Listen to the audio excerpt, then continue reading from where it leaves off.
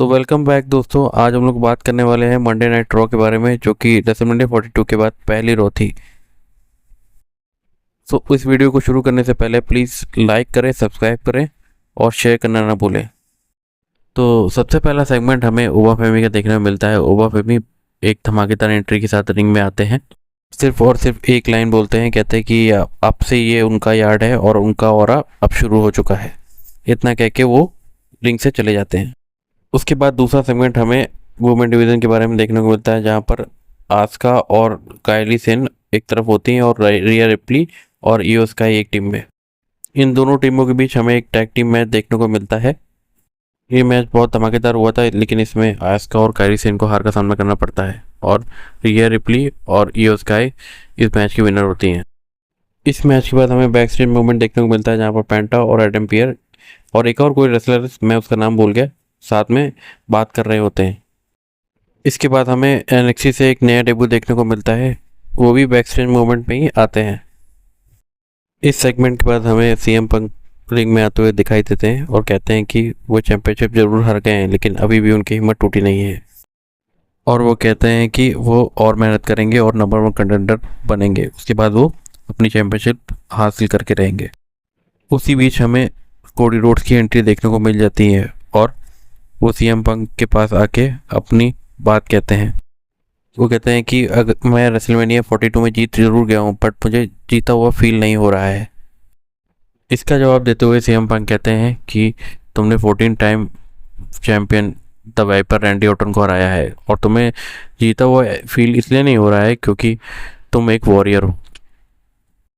उसके बाद Cody Rhodes कहते हैं कि तुम मुझे कभी भी किसी टाइम भी चैलेंज कर सकते हो।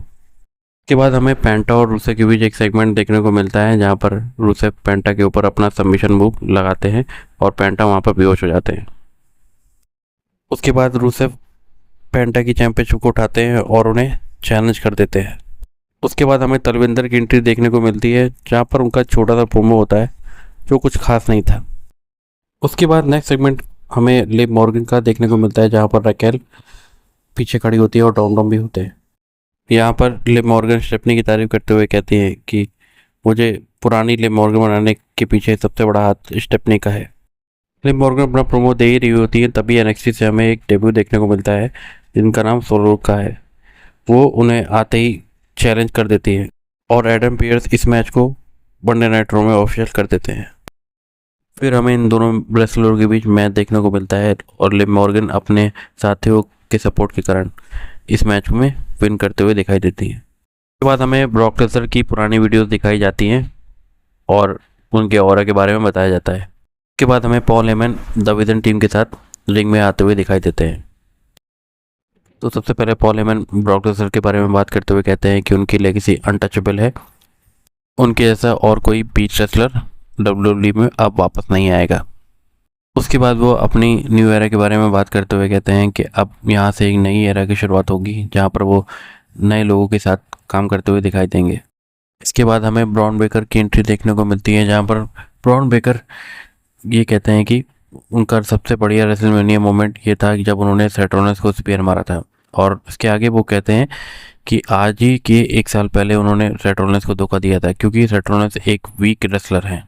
और उसके बाद वो सेथ रॉलिंस को धमकी देते हैं और कहते हैं कि वो उनको जहां मिलेंगे वहां उनको पीटेंगे।